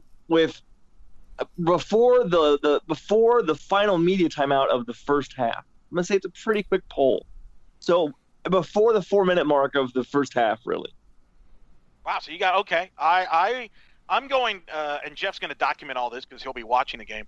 40. I'm going to go 45 seconds. The jacket comes off. 45 seconds. Comes off. 45 the entire seconds. Game. Of the first 45 seconds of the game. Oh, no, God, that's nuts. What are you? You're getting like what plus 10,000 on that? Oh my goodness. I'm gonna go 45 seconds into the game. The jacket's coming off. There's gonna be a foul call or something. The jacket's called. No. I'm going second media timeout. Second media timeout. By the second media timeout, yep. The jacket by the under 12. The jacket is pretty loose. It has no real value because it can't come off so readily. It's really about the tie. We need a call on what is he. Well, do we know for sure he's going to wear a tie? Always. Yes. No, he always wears he wears the suit and tie. That's what's so funny about it. He wears the suit, but it's gone in rather minutes. Well, well, that's the thing. He doesn't wear the suit and tie. He simply has it. It's on. Why he doesn't invest like in a sweater vest or something? Like, I don't know. It's just. I mean, there's a good suits that it's being going to waste. So I'm going 45 seconds. The jacket's off. I'm going. The tie is gone by the media timeout. Since you took the 4 minutes, I'm not going to copy. I will go the under 8 timeout. The under 8 timeout in the first half. The tie is off. He's not happy with the. Yeah, I'm going to go with basically that. Kelvin Sampson will be half undressed sometime in the first half of tomorrow night's game. That's what chime in. You got it. All right, I'm under 12. You're under 8. And I'm under 4. There you go. 4. Perfect. We should also mention, since we said the game's on CBS Sports Network, that beloved Mike O'Donnell will be actually on the call for this game. Yes. This is great. Former ESPN Chris Hassel will be the crew. It's a good crew there. That'll be a lot of fun for that. That'll be a fun game. I know, sincerely, I hope a lot of people come out to the game. Murph and I will be there. I'll be sitting next to Murph in anticipation of that. We're going to just stalk Sampson there. I think Luke will be down on the court side. He might focus on the basketball. Really. Yeah, Luke might watch basketball. I'm watching clothes. You guys are the fashion police on Media Row here. Great. Serious shout out, and I know this means a lot to you, Jeff, as well. Very historic day in this in Orlando market in Sports Talk Radio on Friday is Jerry O'Neill's last radio sports talk show. His host on Friday. He's retiring in Sports Talk. He will remain obviously in the sidelines for UCF football, and he'll be doing sidelines for the Apollos starting on Saturday. But his last show Friday on 96.9 from 3 to 6. With the Shot Doctor, the Finish Line. Jeff, you got a chance to be on their show, on their last season together, doing UCF segments every Friday. And the last hour of that show is open to the public over there by where iHeart Studios are at. So I just want to give a salute there. That's what I'm going to be heading out there on Friday to salute Jerry, who obviously I got to work with when we were at 1080 as his producer, and I filled in as co-host. I recently filled in for him on the Finish Line. So very historic day. Jerry has been on the air for 2 decades. Jeff, I know that means a lot to you, somebody who's radio geeks like we are. That's a big day in this industry here in this market. And on behalf of all of us on this podcast, I would like to say, and on this website, I would like to say congratulations to Jerry on a job well done over, like you said, Eric, 2 decades. You know, he's helped me, he's helped you. He's helped our website by having us on as a guest to talk about UCF and help promote the site. And I just want to send a heartfelt thank you to Jerry for the help that he's given us over the years. We really appreciate him. Congratulations. And even though we'll be sad to not hear him every day on the Finish Line with Shot, I am happy that we will hear him on the sideline for UCF. And also, like you mentioned, for the Orlando Apollos, which, oh, by the way, great segue, will be kicking off on Saturday on CBS. And it'll be, by the way, I think they have didn't they have the announcer crews just announced for that too, Eric Lopez? You want to hear it? Yeah. I think it's Andrew Catalan, who's really good. I really like Andrew Catalan. Gary Danielson. And Gary Danielson. Yep. Will be actually at Spectrum Stadium. How bizarre that's going to be, Mr. S. Wow. He's going to be on the... Well, you got Spurrier. No, it's Danielson calling the Spurrier game. That's what it is. That's a little retrospect. That. Very good. And then Melanie Collins, my friend, will be on the sideline. That'll be fun. So that'll be opening kickoff for that game will be Saturday. Out there, Jeffrey? I'm planning on it. At least that's the hope. We'll have to see. The whole family's trying to get over a really bad illness that knocked all of us out. But if things go well on Saturday, I would love to see the inaugural game of the Orlando Apollos in the Alliance against the Atlanta Legends, by the way. And Luke Saris, by the way, has a piece up right now about the UCF players who made the final Apollos roster and what to expect from all of them. Last but not least, Brian Murphy, what you got? I am going to be throwing out more rational, lukewarm takes. I am going to piece together an article about before tomorrow's game against Houston. Really more about what this 10-game stretch means, what this game in a microscope means, sort of the bigger picture of things. I can hear it everywhere. Everyone is so pumped for this game, and I'm glad they are, because this program and this team, at 16-4 deserves a lot of publicity. But I just feel like maybe we should put things into perspective. And when you say perspective, you should also say Brian Murphy, because that's all I do. Mm-hmm. That's why I won't be rich in this business, Jeffrey, because I just don't sell out for the hot takes. Wow. Yeah. To like our hot Super Bowl takes, as we argued for 2.5 hours on Super Bowl Sunday about whether or not Jared Goff was good. Like not good during the game, by the way. Not good during the game, because that ship has sailed, but like good in the abstract. And you know who avoided that conversation entirely? That would be, your boy right here, you. because I'm not going to go down that rabbit hole when it's a stupid argument. By the way, Jared Goff can confirm has changed legally his name next year in fantasy leagues. He will not be known as Jared Goff. He's going to be known as Jared Goof. How bad he was. First of all, thank you. Terrible Jared, joke. Everybody knows. I'm the only one of us who's a. Go ahead, Jeffrey. No, you speak. No, I'm sorry, Brian. I was going to say I'm the only one out of the three of us who's an actual dad, and that's the worst dad joke I've ever heard. And it's so bad. It's not even the best nickname, because Jared Gaff makes a ton more sense. Oh, now that's why you're the writer, Murph. That's you, man. That's funny. It was like I never got Jared Goof. Jared Gaff is so much easier, but even then, it's a stupid hill to die on because of one game in the Super Bowl. But whatever. Thank you. Whatever. Another bonus prediction, Murph. Will we find out what is wrong with Todd Gurley? I'm stopping this conversation right now. Right. So you're now. Hold on, Jeff. I know you're gonna lose control, but I need to encapsulate what was just asked of me. What's going to happen first? What was going to happen first? Are we really going to find out what happened with Todd Gurley in the postseason in the Super Bowl, or is Manny Machado and Bryce Harper going to sign? So first? Again, on a UCF podcast, I have been asked about a Los Angeles Ram or either a Washington National or a Los Angeles Dodger or Chicago White Sox or Philadelphia Philly.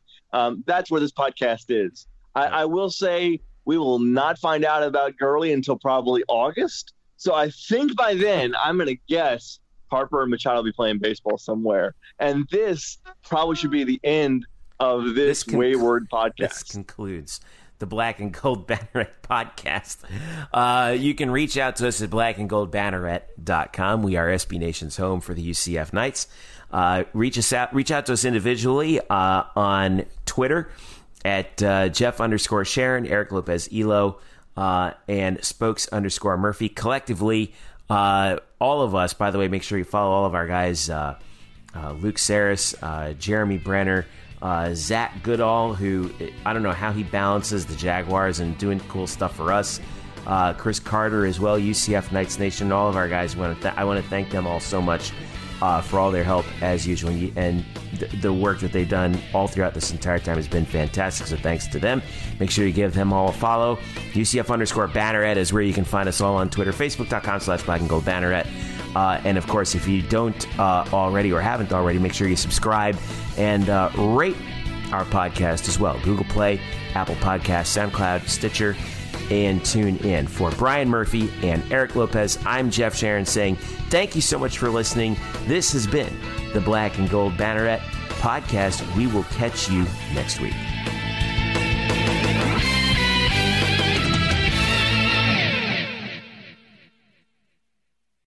Today's episode is brought to you by Cars.com. With over 2 million vehicles and 50,000 more added every day, Cars.com will match you with the perfect car for you, your budget, your life, your style. And if you're ready to say goodbye to your current car, Cars.com will get you an instant offer to cash it in. Just start by entering your license plate and get matched with a local dealer who will write you the check. So whether you're looking to buy or sell, just go to Cars.com. It's magical.